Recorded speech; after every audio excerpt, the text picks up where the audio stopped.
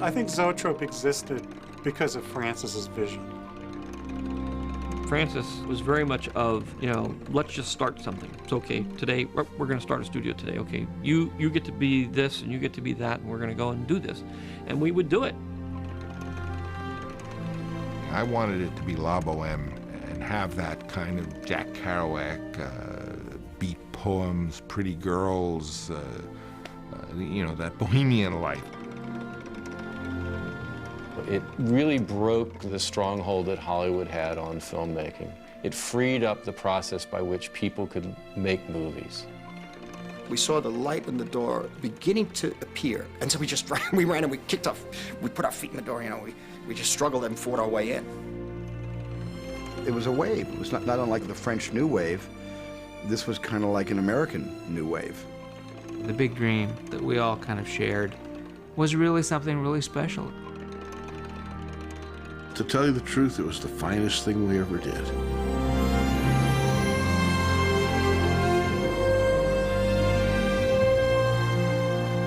In the late 1960s, American cinema was in a transition period between the days of old Hollywood and a future which was at best uncertain. There were a lot of changes going on in Hollywood. Hollywood was realizing they couldn't make Rock Hudson, Doris Day movies and get audiences. They had to make movies that would appeal to younger people. When I came out of film school, the image of a film director was Erich von Stroheim. It was the guy with the horse whip and the jodhpurs and boots and the German accent. The men wore sport jackets and fedora hats and a lot of ties to work. It was an industry that was controlled by a bunch of old guys who had been doing it for 40 years. When I did first start working, the average age of my crew was around 57, 58. All the jobs, all the people in control, the directors, the cameramen, the editors, if someone was 40, that was young. But most of the people were in their 50s and 60s. It was also a time when Hollywood was making these big disaster movies that were failing at the box office, so you had a kind of changing of the guard. The old-time entrepreneurs that built the studios were leaving, the corporations were taking them over, so there was a lot of chaos in the industry at that point. The old system was finally gone. It was finally gone, and new people were beginning to take over the studios. It was a time when the studio bosses didn't know exactly where the audience was. And so they were willing to cast around and experiment a little bit on younger filmmakers. In the midst of this turmoil, a film appeared that would open the door to an entire generation of filmmakers. The film was Easy Rider.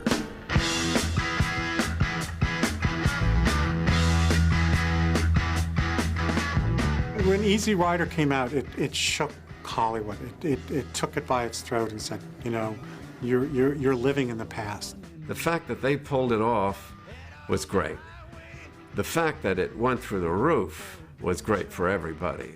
Here's a movie cost $400,000, grossing $60 million, and at the same time, you know, the big studio execs made a movie called Star with the same star from Sound of Music, the same director, same pretty much everything. And the exhibitors sat there and looked at that thing and wouldn't even show it. I think the effect that it had on the business and on all of us was that it was so successful that it implied a way of doing films that was not traditional. It was not in any way related to the normal mode of production. Studios develop, approve, control, blah, blah, blah.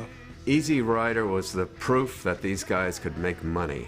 And so that movie, more than any other, completely changed the corporate concept of what would be a hit movie, which is it had to hit that youth market. Against this backdrop, a group of filmmakers came together to form a company that would launch careers, create lifelong friendships, and change Hollywood filmmaking forever. The road that led to American Zoetrope began at film school. For me, Zoetrope was always coupled with USA. This collection of people, this blossoming, this admittance of a younger generation into the Hollywood industry. In the 1960s, there were only 2 film schools on the West Coast. Then, as now, there was a healthy competition between them.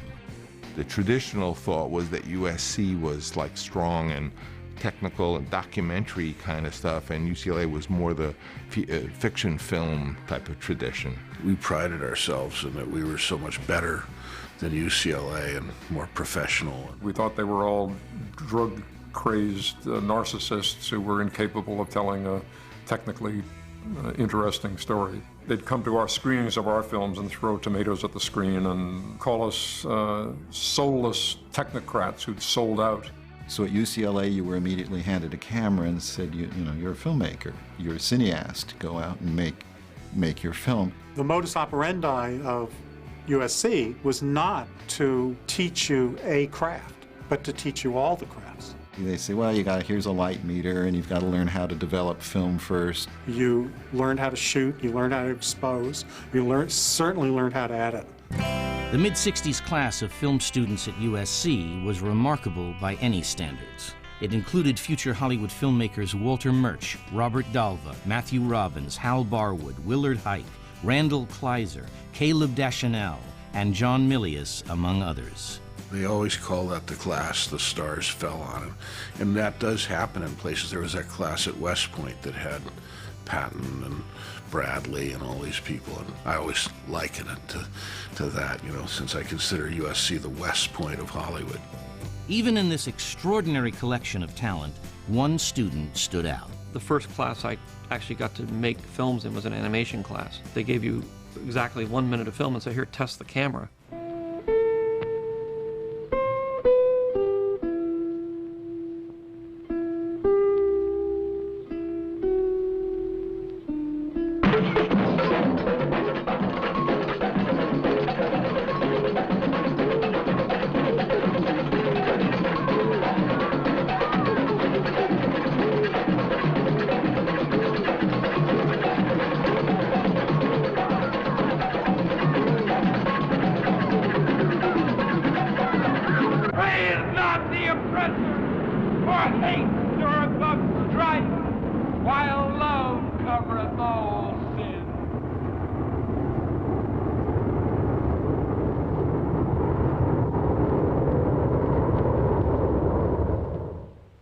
George's films, right from the beginning, had a freedom and an inventiveness and a boldness to them that were astonishing.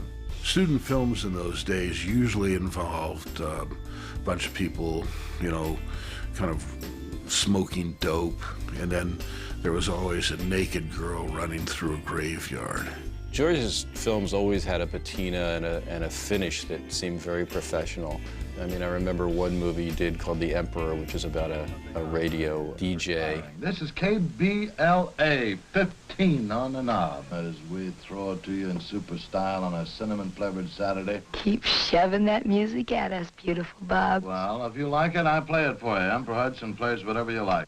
Everyone knew that they were in kind of a league of their own compared to what we were doing. One of Lucas's films in particular attracted the attention of another young filmmaker. I think there was a kind of UCLA-USC short film festival. And I saw a number of really good films, a lot of animation, a lot of stop motion, claymation, I guess they call it. Some interesting dramas, a few comedies. And then along came this film called THX 1138 by a director I never heard of named George Lucas. THX 113840B, this is authority. You will stop where you are. You are in violation of Mercy Op 15-16, state 667. You will stop where you are. It absolutely stopped the festival. I mean, whatever was happening that night, and you could hear a pin drop in the theater. It was like the greatest incentive from one film student to another I'd ever been gifted with. I was just floored. Across town, another film student was making a name for himself at a different school. Francis Coppola was the UCLA legend, just as George was the USC legend. You know, everybody knew about Francis because Francis was the one film student, he went to UCLA, who had actually made a feature film. We all knew who Francis was. He was, once again, the young guy that got in at a time when no young guys were making it into the business. You have to put this in the context that in those days, in the 60s, no young person made a film. The first words out of Gene Peterson's mouth, he was the camera instructor. He just looked at us and he shook his head, and then he finally said, "Get out now." You can still get your money back if you drop out now. I had done the impossible. I had sort of made it in old-fashioned Hollywood. So that was a major, major event, and every film student on the planet knew about Francis. A twist of fate brought the stars of the rival film schools together. George and I were the two finalists for a scholarship at Warner Brothers. Where you got to go to Warner Brothers for 6 months and watch them make movies. You got paid $200 a month, living expenses. It was kind of a great thing. At least it put off the idea that you would actually have to earn a living. And as we were sitting out in the patio area waiting to hear which one of us had actually won it, we made this pact. Whichever one of us gets it, if something good comes out of the situation, the other one will turn around and help the other guy. It turned out that George got it. When I went to Warner Brothers, it was actually shut down. They went around, they gave me a tour of the whole place and showed me all the departments. I think they were all empty. And he was really going to go to see the cartoon department. He loved Warner Brothers animation, so his idea was, I'll go to Warner Brothers and learn about animation from Chuck Jones and all these heroes. As fate would have it, the day that he arrived at Warner Brothers, the animation department was dissolved. The only movie on the lot at that time was Finian's Rainbow. George Lucas came aboard Finian's Rainbow as a student observer. It was on that set that I noticed this kid looking at me, skinny kid. And I think I went to him and I say, you know, what are you looking at? And he said something like, well, nothing much. George told Francis that he was doing it all wrong, and this is where he should put the camera. And Francis likes that kind of chutzpah. And I was happy to have him there because I had no friend. I had all these old studio guys sort of pushing me around and stuff. We were both very young. We both had beards. Everybody else in the crew was like over 50. And as I got to know George, I thought he was really a bright kid, you know, and I used to say to George, okay, you can stay here and observe me and you know, or hang on a set, but all you have to do is come up with one great idea a day. And he began to. That started our friendship, basically, as I became his assistant. I'd go around with a Polaroid and take camera angles and show them to him and basically help him in any way I could. Finian's Rainbow was like kind of a budget job to like use the sets from Camelot, and they had talked Fred Astaire to do one more picture, and they hired some kid director, you know, because he was cheap, and it was really sort of a little bit of a fake. This was the last film, as far as I know, that was made under the aegis of Jack Warner, and Jack Warner actually showed up. I was very frustrated because I wanted to shoot it on real locations in Kentucky and have like a musical that would have dancers in the fields and stuff like that. Instead, I'm in the back lot on the Camelot sets.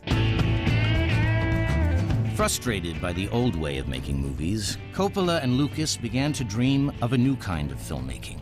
Francis said, you know, I've had it with these big Hollywood movies, I've had it with Hollywood, I don't want to do this, I want to do something more interesting. And it was out of that the idea was hatched to possibly make this film I had working on called The Rain People. A little tiny movie with just a small group of people, sort of like, you know, making a student film. And I'm going to start in New York, and I'm just going to get in a truck and drive across the United States and make a movie as I go. With no planning, no nothing, just do it. And I'm going to take, you know, maybe a dozen people with me. And he said, would you like to come along? I wanted George also to make a film, and George wanted to make a feature version of THX 1138. And so I said, well, you know, we could get money in the budget for you to do a documentary on the making of the film, but really you could be writing your script. So we went to New York. There was a small group of us. We traveled all across the country. We started out in Garden City with a wedding scene, Italian wedding scene, and then we drove into Virginia, and then we drove south to Chattanooga, and we backtracked through St. Louis and out to North Platte. And we were exactly what Francis wanted to do, a small unit, moving quickly, picking our locations as we went. It was like independent filmmaking under the auspices of the studios, kind of. But it was nice because we were isolated and on our own. George was around making this documentary. You know, you'd look around, suddenly there'd be George in a corner, you know, with his camera. And here's this little guy with his great big camera and a great big Niagara, and he was doing it all by himself, and he was just quietly recording what he had to record to make his documentary. We had the editing machine in the back of this travel motorhome. The wardrobe was hanging up there and swinging back and forth as we were driving along. The editor, Blackie Malcolm, was driving the motorhome, and it all worked out fine. Ultimately, in the process of making that picture, Fran said, you know, we can make movies anywhere in the world. We do not have to be in Hollywood. It was a very giddy freedom that we thought, well, we got the cameras, we got the idea. What do we have to have, you know, Warner Brothers for? Why don't we just like make a company and base it somewhere else, base it in San Francisco? Well, George was from Modesto, so San Francisco was the big city to him, and he liked San Francisco. And he said, yeah, San Francisco is great. And he said, well, there's this guy up there, John Cordy. He had made about 3 or 4 movies, you know, all on his own. They were very individual, distinctive, and personal. I got a phone call, and they said, okay, it's a wrap. We finished Rain People, and we're going to show up. And it turned out to be the 4th of July, Independence Day.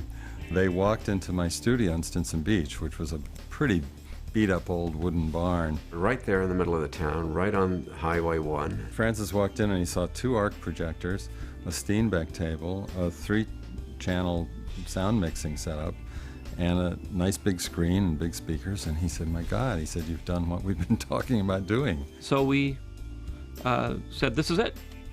We're going to buy a place up here and we're going to move up here. We'll all be together in this big filmmaking community. And we just went back, got our bags, packed them up, and came back up here. With principal photography on the Rain People complete, Francis Coppola took a little vacation. The trip would alter the shape of American Zoetrope's future in unexpected ways. I decided to go to Europe to a big event called Photokina, which used to happen in Germany in the city of Cologne. And I saw all these amazing things at the fair. I saw flatbed editing machines. These were the then very innovative European kind of editing machines.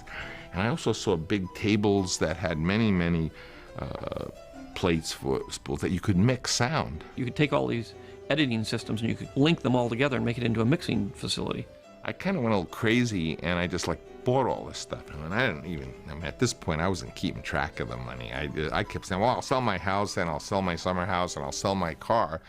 But, you know, I was spending that money 4 times already. You know? And then Francis came back and said, guess what? I just bought us a whole mixing studio. Now we got to find somebody to run it. So that's when I called Walter, and I said, Walter, we got a movie. We got a mixing studio coming over in a bunch of boxes in about a month. We need help. And I thought, great. And then he said, well, it's in San Francisco. And I thought, even better. And then on the trip, I did also go to Denmark. And in Denmark, I heard about a company called Lanterna Film, which was a Danish company that made films. They made commercials. They made some soft porn, and they made some occasional features as well. Moe and Scott Hansen invited Francis and myself. And they had like a big mansion out by the sea. And of course, they had made all the bedrooms into editing rooms, and the garage was a big mixed studio, and they would have lunch together in the garden. And there were all these beautiful Danish girls there with the boys working together, and I said, this is what we want. On his trip to Denmark, Coppola found a name for his new company. In the course of being there, the man who operated that gave me a Zoetrope. Moe and Scott Hansen, I think, had the largest collection of antique motion picture devices in the world. Then we thought we'll call it American Zoetrope, because that's, you know, we felt we were like a new generation of American filmmakers who were going to be inspired by the European style of filmmaking. Godard and Francois Truffaut and all those wonderful, and Bergman, all these wonderful kind of auteur filmmakers. So we were going to be American Zoetrope. Returning to California, Coppola shared his vision for the new company with Lucas. I came back with great enthusiasm, and I told young George Lucas about this vision of like having a place out in the country, and we'll just make the bedrooms editing rooms, and we'll discuss the script in the garden, and we'll have lunch together, and there'll be, you know, all these young people working together, and we'll be independent. And I said, yes, get this big old house out in the country, and it'd be great. You know, we'd have our own little studio. We found one estate that we just thought was great. I remember it was called Dibble Estate. It was really beautiful. It was perfect, but it was too expensive. So here we are in this real pickle. All this equipment is arriving. We didn't know where we were going to put this stuff. And at that time, I heard about some guys who were building a kind of recording facility, and they had leased a great big building in south of Market Street in San Francisco. What finally happened is we found this industrial building on 4th and Folsom, which was not anything very beautiful, but it was very functional. And they took it over and started the remodeling process. So we moved up, and the primary thing that was going on was that we had to finish The Rain People. We were in a real spot because The Rain People was going to go to the San Sebastian Film Festival. You know, poor Walter Murch, we were in a room with the dust, and he had to mix it like in 4 days. They put this chem together. When it worked, it was great, and then it wouldn't work. Of course, it was all in German, so no one knew how to work it. The next thing we know, there would be these Dutch guys standing there like this, talking Dutch to each other and getting out their screwdrivers. In order to cool the projector, we had a series of those ice bags like you'd think of drunk people wearing on their head. But they were literally that, these bags of ice with little lid, and you had to store 6 of them in the refrigerator before you projected a film, because every half hour or so you'd have to change this ice pack on the motor. The video monitor wouldn't work, and so then I had a brilliant idea, and I went out and I bought some regular off-the-shelf Sony black and white camera. We sort of shoved it in the hole of this thing where this slick German camera had been, and it sort of vaguely worked. There's only one problem: the image was upside down. And Walter said, "That's it. I put my foot down. I'm gonna not mix this movie in 3 days with an upside down image." And I thought, well, what are we gonna do? It won't turn. And then I got a brilliant idea, and I went and I took the television monitor and I turned it upside down, and that's how he mixed the picture. And Walter did it, working sort of day and night trying to get it finished. To this day, there's a certain sound, if I heard it, would make the pit of my stomach fall, which is the sound of this belt snapping teeth as one of the machines went out of sync. There was a lot of breakdowns and a lot of chaos, but we did it. We actually finished a movie in San Francisco using our own equipment. It was a lot of fun. We went to the festival. We won the first prize of the festival, which was a terrific excitement. They financed him, which is a very dangerous thing. It's like financing Castro or something. I mean, you're going to have a result that might not be the one you want. Francis Coppola used his legendary powers of persuasion and a bit of lucky timing to secure the financing his budding empire required. The regime at Warner Brothers had changed, and I tried to parlay the Rain People thing into them sponsoring George's film, which was THX 1138, and then some of the other fellas. Francis said, well, we have to turn your script in because we were finishing things. So I turned THX in. It got rejected. So Francis said, well, we'll forget about that. They're being bought out. He said, so what we'll do is we'll wait until these new guys come on board. We won't tell them that this has already been turned down. We'll just pretend like we've already started it. Luckily, Hollywood was anxious to be in the Francis Coppola business. Francis was a gifted man. We all knew it. He had a number of interesting things, not the least of which was the Milius screenplay of Apocalypse Now. And George Lucas, who everybody thought was extraordinary, all that knew him felt that he was a sort of potential cinema genius, certainly revolutionary. The day that John Calley and Ted Ashley and all those guys showed up for work, their first day at work at this new Warner Brothers 7 Arts, Francis sent him a note which said, we have a picture in production here, and we're here waiting for your go-ahead, and you better shape up or ship out. And that's really where American Zoetrope started, because they called back and they said, well, we don't know what this is all about. We have, we're just moving into our offices here. Why don't you come down next week and tell us what this American Zoetrope is and what this movie THX is all about. We bought the notion that we would help subsidize Zoetrope. They would work out of San Francisco, that the paradigm would be one of modestly budgeted films done in a hands-off manner, that Francis would be the parental figure, at least as he presented it, and that we would say yes and wait. Francis was given money by Warner Brothers to start Zoetrope, probably because of the making these movies like Easy Rider and stuff, and they said, we have to make some youth movies too. We have a youth here. We have Francis Coppola. He has a beard. He knows hippies. He knows all these scruffy characters. I remember I was having an open casting call when he came back. He went down to L.A., he came back, and he came into this casting call. They had actors lined up for days in this theater.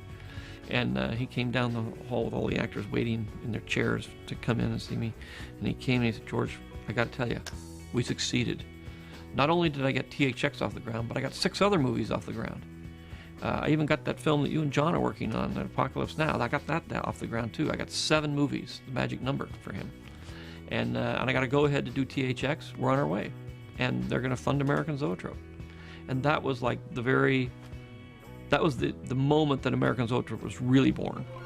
I think Francis always looked at George like his sort of upstart assistant who had an opinion. An assistant with an opinion, nothing more dangerous than that, right? The two men who founded American Zoetrope shared a common vision, but the differences between Francis Coppola and George Lucas revealed themselves as the fledgling company took shape. These two guys are as far apart from one another as you can possibly get, I think, in terms of personality. You can drop Francis in the middle of the darkest jungle in Africa without any knowledge of anything, and 2 days later he'll have control of everything where he's at. I mean, he's just one of those kind of guys. I think George realized that Francis was a good front man.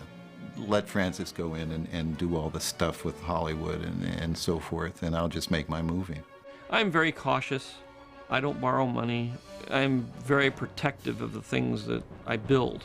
I build a pyramid from the wide part to the narrow part. Francis builds it from the narrow part to the wide part. And that's the difference between the two of us. When we're together, it's great because you've got 2 pyramids sitting next to each other and it makes a big square. Well, we're about as opposite as we could be. I mean, George's strengths are, without a doubt, in areas of editing and design and cinematic conception. And, my strengths were more working with actors and writing. What I was really good at, George was less good at, and what he was really good at, I was less good at. George was working on something and made a wisecrack to Francis, and Francis went into this aria about how is it possible I'm the only one with any vision around here. Even though they sort of realized that they were not at all alike, that's what interested them about the other. George would say, oh, that's Francis, and Francis would say, well, you know what George is like. And the interesting thing for me was that I felt that they both had a tremendous amount of respect for each other. Francis's life is dedicated to success and succeeding. Even contemplating failure isn't something he thinks about. He doesn't look at the downside. I'm always looking at the downside. And he's calling me, oh, you're just an old putz. You're an 80-year-old kid. He used to say, again, I was like, 25 years old. And he said, why are you always worried about everything going wrong? Why don't you just think about all the success we're going to have? And he'd go and he'd jump off a cliff. It's France, you're going to get killed. Oh, you're always worrying about everything. And then he'd sort of land in a perfect pirouette and say, see, it's no problem. It was like running away with a circus to be with Francis and to join American Zoetrope.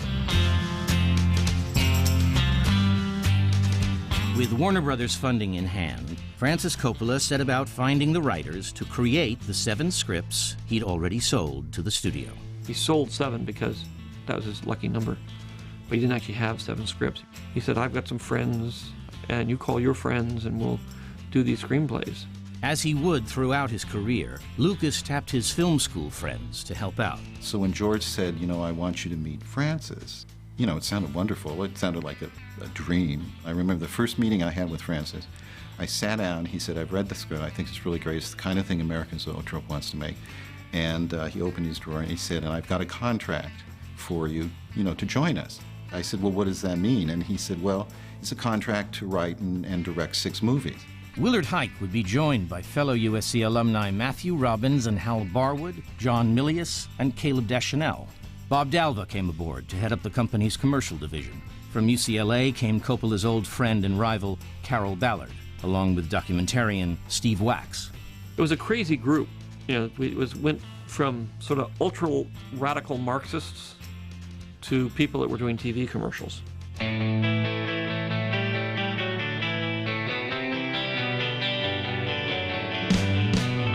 You had carpenters building American Zoetrope, but half of them were high on acid, you know, while they were doing it. With 7 projects in development and a stable of ambitious young filmmakers anxious to get started, Coppola and his team set about turning the Folsom Street warehouse into a home. Zoetrope was in this dark building down in a very kind of rough area. We had essentially the second floor of the building, and there were 3 corner offices. It was Francis, George, and myself. And in the middle was the mixing room theater. And it was marvelous. You went in there and here was all this equipment. I mean, you couldn't believe how much equipment was there. There was the greatest sound studio, better than any in Hollywood, you know. There were the newest editing machines. We arrived at San Francisco when they were demolishing the old Fox movie theater, which was a fantastic movie palace on Market Street. And Francis bought the exit doors to the Fox Theater, and those were the entrance doors to this 827 Folsom Street. True to his style, Francis set up a pool table and an espresso machine. I like to believe, you know, fantasize that he had the first cappuccino machine in a film company anywhere in the world. It was all very utopian kind of thing, and my wife helped decorate it. I had a lot of fun. It was that period in the 60s where lots of colors, and some of the walls had like diagonal orange and white stripes. My little boy was, you know, with the hammer. I have films of him helping us build the studio. So it was really the first facility of a group of young filmmakers in America, which later became the prototype of every commercial house and every effects house in LA and all over the world. I think more than anything, it was an extension of all of our experiences in film school. It was like a dream. It was like the film school that never existed. It was a student's dream come true. The range of Zoetrope's projects was emblematic of the diverse company Coppola and Lucas envisioned. Besides THX 1138, there was Willard Huyck's comedy The Naked Gypsies, Coppola's dark and brooding The Conversation, a drama by John Corti entitled Have We Seen the Elephant?, Carol Ballard's Vesuvia, Santa Rita, Steve Wax's study of the People's Park riots in Berkeley, and Apocalypse Now, which was, at the time, a project intended for George Lucas to direct. The closest we came to the dream was when we were doing THX and everybody was writing their scripts. Everybody was hanging out at the pool table drinking cappuccinos and waxing philosophically about the New World Order and everything. I think the greatest thing was just people just didn't censor their ideas, so you just sort of go along and do things and have a great deal of fun just sort of experimenting. We used to have these parties and we'd dance and drink and carry on. And, you know, in the middle of the party, somebody would show up, and one time Kurosawa showed up, you know. I mean, it was fantastic. Suddenly it was the grand opening of American Zoetrope, and so we had a party. On December 12th, 1969, and opened up these facilities, which were, you know, to young people, it had never been seen before. Francis threw this rather elaborate party and had put the cameras out, you know, the Eclair cameras. There was about 1,000 people, a lot of whom were from Los Angeles. Francis, being the gregarious guy that he is, the carpenters who, you know, had built the place, and everybody else, you know, was invited. So it wasn't like some little effete affair. It was teeming with people. Everyone came, all of the rock groups, and Graham and Ken Kesey came to our party. At that party, you could go around to different floors, and all kinds of things were going on. There was a lot of dope being smoked. A lot of alcohol. A lot of alcohol. A lot of sex. It was great. There's a lot of dope around. George wasn't smoking dope. Francis wasn't doing any dope, you know. A lot of people weren't doing any dope. Walter Murch, et cetera, et cetera.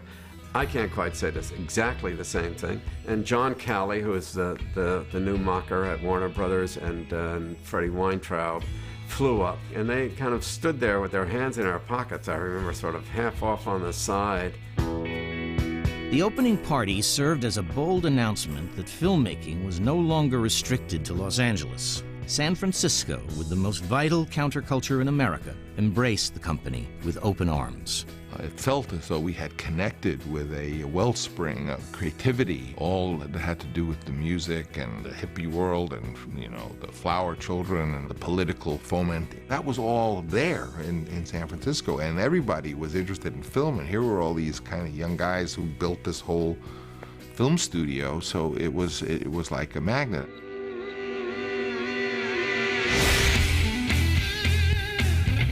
I just don't think that you can separate the filmmaking experience that everybody's going through from the politics that were going on at the time. Vietnam was like a low-grade fever that had been burning since the late 50s, early 60s, and it was about to become a full-blown pneumonia in 66, 67, right when we were all graduating from film school.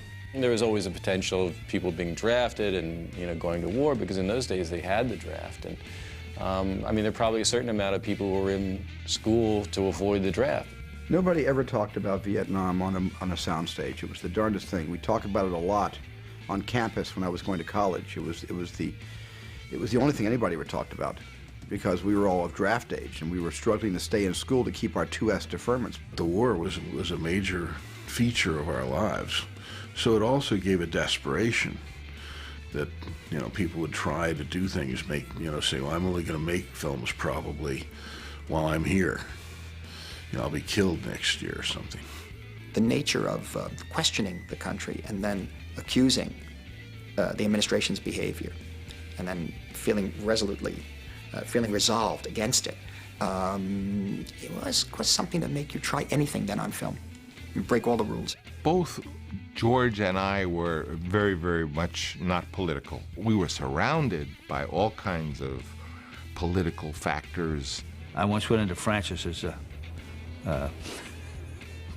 living room. He had a picture of Mao Zedong. I said, what is the capitalist like you having a picture of Mao Zedong? He walked away. I remember there was a guy, and he was a communist, and a dedicated communist, and Francis had picked him. And Francis had a big car. I don't remember what it was, before the big Mercedes, but he had a big car. And the guy came up and he said, why should you have that car? And Francis said, well, it's my car. And he said, but that means you're just one of the bosses, aren't you? You know, you're just no different than J.P. Morgan or any other capitalist who's exploiting us.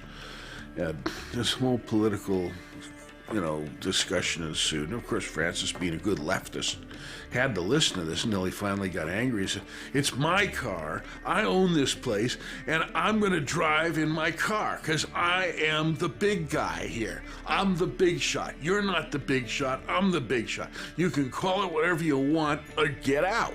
And that was that. Rather than allow his studio to become a tool of any particular political agenda, Coppola focused his charismatic energy on turning his dream of a filmmaking utopia into reality. Francis spun his dreams of glory for all of us. It was quite hypnotic. Francis loved playing the impresario, and essentially the godfather of the setup, I remember he took us to a closet, and he'd been stealing short ends from the making of Finian's Rainbow. And he says, look at all the film I have. He says, film is power. He says, if you have enough film, all you need is a camera then, and I have one of those too.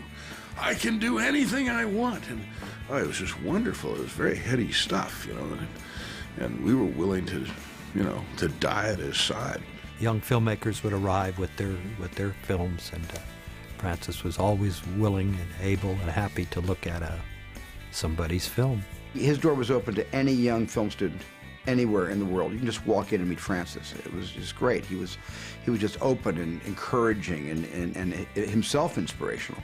Some of the most wonderful memories was about going up to Francis Coppola's house, being with his family, cooking food, helping him cook, making gnocchi at night, him spouting out all these ideas, and also making sure that you kids have to understand one thing, you and George, you can't mess around with genre. You have to follow. No, we want to change it. You're not. It has to remain the same. He was quite right in a certain way. I just remember having a story meeting with Francis about our script, and he just really did a dissection of how this didn't work and that didn't work and that didn't work, and I was in a swirl of confusion and despair because the idea that something didn't work, I couldn't understand how that were possible. It was like master classes being up there, listening to him also wheel and deal, you know, work with studio executives. I feel like I'm on the verge of saying, fellas, all jump in the lake. I'm going to make the movie now, unless you can get the police to come and stop me from shooting, because I don't need Warner Brothers. I mean, Warner Brothers can welch out on the deal, and I've got the money to make the film. He was very tough and he was very strong, and he said, you have to want to make a film so strongly that you would kill for it. And I knew what he meant.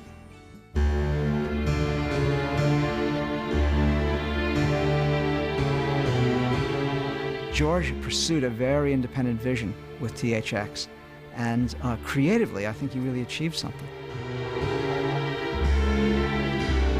With the company finally on its feet, American Zoetrope geared up to produce its first feature film, George Lucas's uncompromising vision of the future, THX 1138. Once THX actually was a go, then we actually were able to pay people, and everybody suddenly had a job.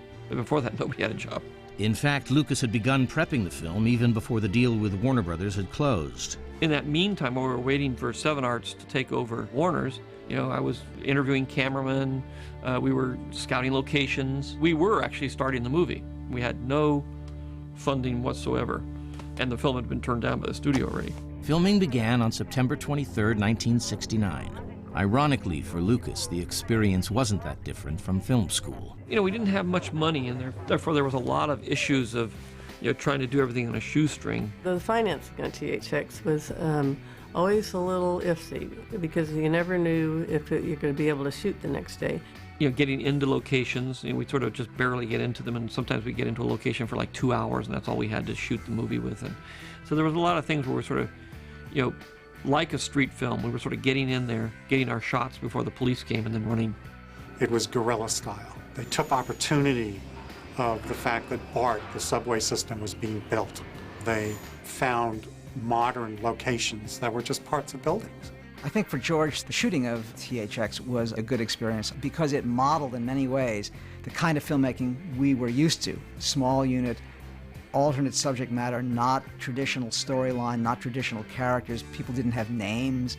It was an attempt, a noble attempt to bring that kind of a spirit to the big screen and get it into distribution. George was battling the idea of lighting. He didn't want to lose time. He wanted to get through the day. He wanted to make it work without all that nonsense. It was part of the establishment to him that you had to use lighting and makeup and go through all, and have all these extra people. Despite his lack of experience, by all accounts, Lucas made a smooth transition to feature film directing. George was a natural, knew what he wanted. He didn't have to prove his leadership or his knowledge. He was very soft-spoken. His actors knew exactly where they were going and why. Actors say to each other, what kind of director is he? They say, well, he leaves you alone, and that's always a welcome thing. I mean, when you need help, obviously. But you felt you were in safe hands for such a young guy. THX 1138 wrapped production on November 12, 1969. Rather than work in the maelstrom of Zoetrope's Folsom Street warehouse, Lucas and his sound editor Walter Murch repaired to the tiny attic of Lucas's house in Mill Valley to begin post-production. All this other craziness was going on over south of Market, and I wasn't, I kind of stayed as far away from that as I could because it was just way too crazy for me, and I was trying to make my movie.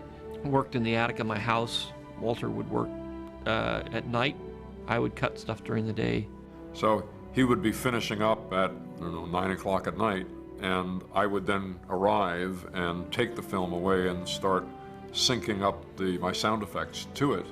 And then over dinner, his breakfast, my dinner, we would talk about what I'd cut during the day and what I thought, where I thought the soundtrack would go and what we were doing, and then he would spend the whole night cutting sound.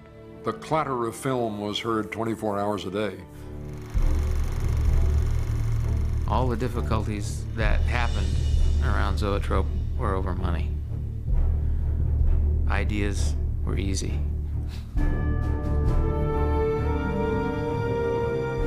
With THX 1138 finished, Francis Coppola flew to Los Angeles to present American Zoetrope's completed screenplays and their first feature film to the executives at Warner Brothers. He prepared for the event with characteristic flair. Of course, the story is that we worked on all these scripts. There was, like, I don't know, 7 or 8 of them. And Warner's wanted 12 copies of each. And rightly or wrongly, Francis chose to put them all in one big, long wooden box. It was beautiful. It was silver, and it said American Zoetrope, and it had the little Zoetrope on top of it. Which to anyone who came and looked at it would say, gee, that looks like a coffin. So we went down. I showed THX to John Calley, and, and I remember after we showed it, they kind of went, mm-hmm. And we're walking down the studio, and George's a little distance away, and basically John Calley absolutely couldn't believe that we had made this film, and just he hated it so much. There was nobody in the room, I must confess, that thought they knew what to do with THX 1138.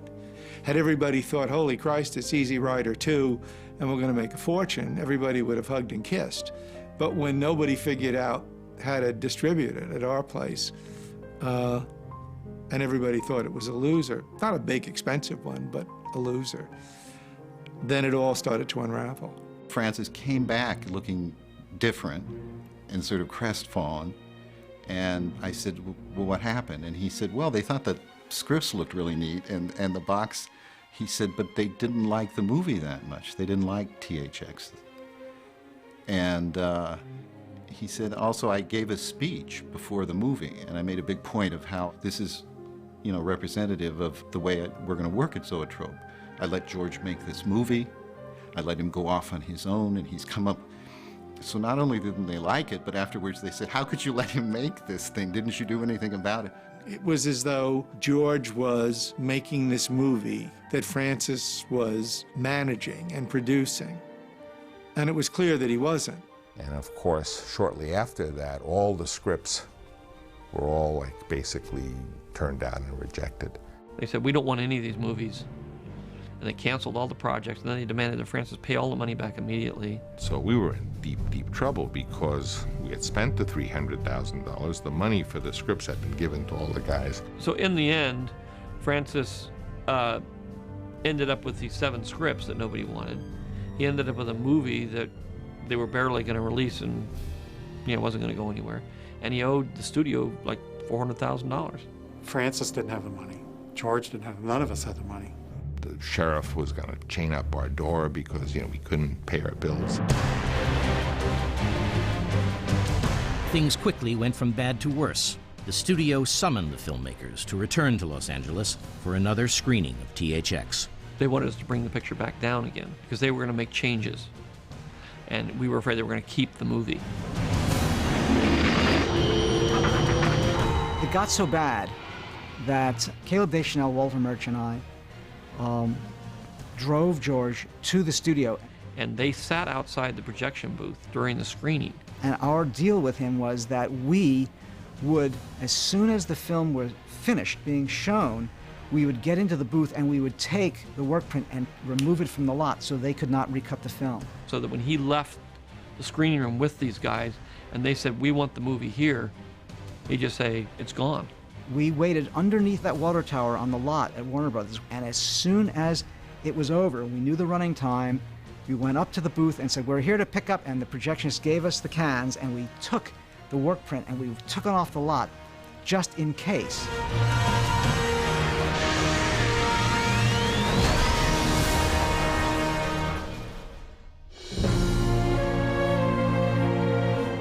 Though the Zoetrope deal was doomed, Coppola continued to fight for THX, serving as liaison between Lucas and the studio for as long as he could. Francis got so fed up of being the go-between, them giving him a list of notes, then him bringing them to me and me saying, forget it, I'm not doing any of this stuff, that he finally got it. So I was talking directly to the executive, and then we would sit in an office and yell at each other for a while, and then finally even he gave up. Lucas's friends, who had joined the company imbued with the idealism of the times, looked on with astonishment as the studio took the film away. It was unbelievable to all of us. How is it possible that they would have the right to go and tell the filmmaker what to do? It was an injustice. And I did have a bunch of meetings with the executives where they wanted to you know, take the end of the movie with the people in the parking lot, you know, the little freaks running around in the back of the parking lot, and put that at the head of the movie and do the whole thing as a flashback. They wanted to re-orchestrate the movie to get some of the bizarre things in the very first reel. What we need to do is do something like put the freaks up front. It became a touchstone, a little catchphrase of ours for some years after that, of putting the freaks up front. Finally, they cut about 5 minutes out of it. You know, it didn't make any sense. My feeling was, why are you fooling around with this? It's not gonna change it. It's a zebra. No matter what you do, it's still gonna be a zebra. There was no point for them to do it other than to exercise some power and say, we can screw around with your movie, so we're going to. We don't understand it. We don't want to understand it. But we know that if we cut 5 minutes out of it, it'll make it shorter. And we fought it, and they did it, and I was angry about it. I remember George's analogy about this, and it's still so vivid in my mind, because part of me believes this. He said that it's as if they took your little 4-year-old daughter, and they say, we know how to make her better, and they cut off only one finger, and they give her back to you, and now she's fine. She has 9 out of 10. I mean, come on. 9 fingers out of 10 is not that bad. What's your problem? It happened again to him on American Graffiti. You know, those are formative experiences that don't go away. When, you know, your first 2 films, the studio takes them and forcibly makes you recut them. It was kind of confirmation for all of George's feelings about Hollywood, which is that they didn't want to let him make his movie.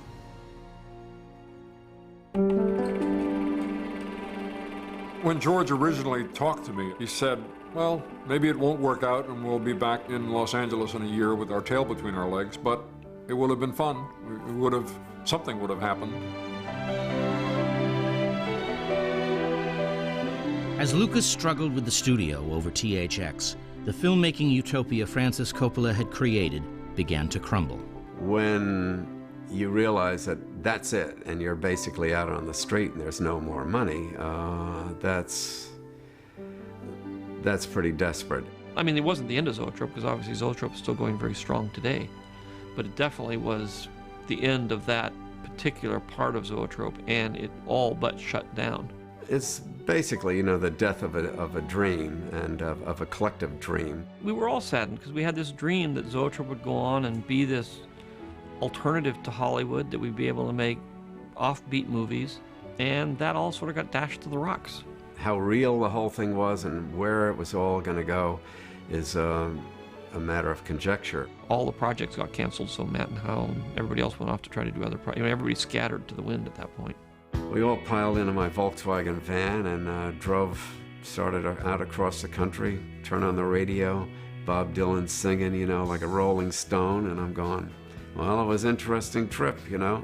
Even after Black Thursday, when things looked really black, the feeling was, well, something will happen. We'll get out of it somehow.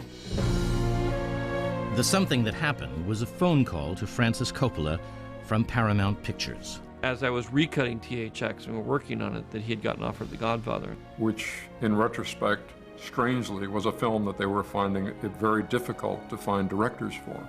Many well-known directors had turned the script down because they thought it was too coarse and too pulpy. I mean, I didn't want to do it. I read the book. I thought it was going to be some intellectual Italian thing. It was this kind of schlocky Irving Wallace novel. And it was George Lucas. He says, Francis, he says, you have to do this. He says, we need the money. We're going out of business. Warner Brothers has abandoned us. And I think George rightly saw his own future also. He says, you have to do this. The Godfather saved him. Any other thing he did, he would have gone down. But he made the most successful film ever made. You know, he just barely got out of the pit. Though The Godfather would become an international success, THX 1138 was not so lucky. Upon release on March 11, 1971, it quickly disappeared. Opinions differ as to whether this was due to the nature of the film itself or the lack of studio support. Brian De Palma and myself went to a theater on Hollywood Boulevard the night when it was playing, and sat there, watched the whole picture, and at the end of it, looked at each other and said, Brian looked at me and said, not bad. I said, yeah, pretty good. Let's face it, it's a fascinating film. It's beautifully made, greatly realized. but it's a bummer. He escapes at the end, but it's not a feel-good movie, you know. I mean, it was very ambitious intellectually, and it was executed wonderfully technically. It was just inaccessible to our guys. So, unfortunately, it was doomed. I think that the failure of THX was how it was distributed. The people that were there at the time just threw up their hands, didn't know what to do about it. John Calley, as soon as it came out, saw it. He said he just kind of forgot that it ever happened. You know, it was like, what movie? With THX behind him, Lucas surveyed the wreckage of his young career. Luckily, he was not alone. I got paid like, $25,000 for 2 years' work. So I had very little money. And, at that point, didn't have much of a future. I was editing this film, and I was having a very difficult time. And I remember there's the old editing rooms at Warner Brothers, little bungalows, and there's a little fountain between them. And I remember one day George sitting there, and Brian and myself sitting on the fountain, and just all shaking our heads. Brian had just done Get to Know Your Rabbit, but the film had been taken away from him at Warner Brothers. I was editing a documentary that I had no idea how we were going to pull it together. And George was dealing with THX 1138. But the three of us at one point found ourselves just sitting on the edge of that fountain like this, What's going to happen? You're going to lose THX 1138. You already lost Get to Know Your Rabbit. They took it over. And, the actor took it over, and the studio didn't want it. And me, I'll be stuck editing footage of other people for years. And that was it. And from that point on, we sort of bonded that way.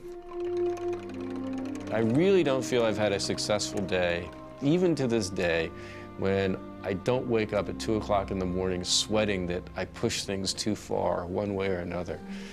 And I think that's all a product of all our experiences at SC and at the early days of Zoetrope. The filmmakers who got their start at American Zoetrope have gone on to help transform the film industry. For many, the company provided an invaluable first break. Still, some look back at what might have been. I'm just sorry that it never really reached its potential.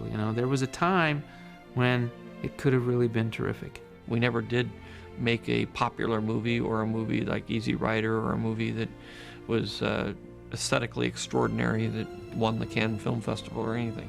Things like that happened later. They had us all. I mean, the original deal, the Zoetrope deal, they had me, George Lucas, everybody. Those scripts, Conversation, Apocalypse Now, which were rejected out of that package, went on to do very well. And if they'd have let Zoetrope go forward, instead of crushing us after THX, they would have probably ended up with American Graffiti too. In the case of George Lucas, the lessons learned from Francis Coppola changed the direction of his career, and with it, Hollywood history. I feel privileged to have been around him, especially during that period, because I was very, let's be careful about how we move forward here. And he's, what are you worried about? For God's sakes, let's just march through the forest. And it taught me to do that. I think in the end, I wouldn't have been as adventurous. I mean, in the end, I ended up taking as many risks as he did with my company. George learned a lot from Francis by watching Francis, who in his histrionic and flamboyant way would go out and hurl himself against the realities of filmmaking, film distribution. And George very quietly absorbed these lessons and built his own version of an alternate Hollywood. And I wouldn't have even attempted something like that if I hadn't had the influence of Francis around me to say, you've got to take some risks. Coppola would continue to take risks. After the enormous success of The Godfather, he returned to San Francisco to retake the reins of his company. American Zoetrope would rise and fall spectacularly in later years, producing some of the most important films in American cinema, as well as some of its most legendary failures.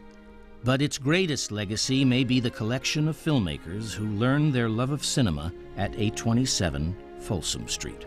My time at American Zoetrope, my early years in the film industry, were extremely rewarding and very exciting, and I'm always very thankful that I grew up in that particular era. Probably Zoetrope, in terms of its legacy, is more the people and who came out of there, and more the laboratory that it became for that kind of filmmaking that I think probably as much as anything influenced modern films and modern filmmaking. We were all together in it, you know, we were friends. We believed in everything we had, and we may have done better work later, but our hearts were in the right place. It was demolished the building was demolished about 10 years ago, and I went to the rubble and picked a brick up from it. So at home I have a brick from those days at Zoetrope. There were a bunch of girls writers that were over on the other side of this building, and there was this garden in between, and around 3, 4 o'clock they would open their windows and call like sirens over to us, and we'd open our windows and yell back at them, and they would sort of lay around in their loose hippie dresses, you know, half naked and smoking dope and calling to us to come over, you know. And we'd say, no, we got deadlines. We got to, and of course, we'd all go over there. The guys who make the decisions in the movie business, they don't know anything about movies. They don't want to know anything about movies. You know, they know about marketing. They know about advertising. They know about the business end of things. I tell you, there are a lot of them that don't even read. The motivations changed in the 80s and 90s, where people would go to film school and it became necessary to make a film that would become a calling card to get a job. Whereas with no prospects to work in Hollywood, you made the films you wanted to make. And those were films that you cared about, and you felt you're telling stories that you thought were important. And so I think a lot of the films that came out of that era may have been better, although I'd hate to look back and find out that that wasn't true. If you walked past the film school in those days, somebody would sort of come out and say, you want to be a film major? Now, of course, it's the hardest school to get into in the universe. I mean, it's almost impossible to get into SC Film School. I remember speaking at to young film students and so forth, and their questions are, I'm only getting $500,000 on my script. Do you think my agent is screwing me?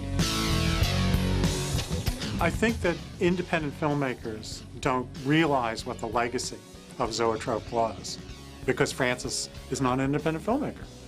Francis makes studio movies. George makes studio movies, although both George and Francis have retained their independence from Hollywood, from the studios. But in fact, their movies are distributed by the big movie companies, and they're considered Hollywood movies, even though they're kind of not.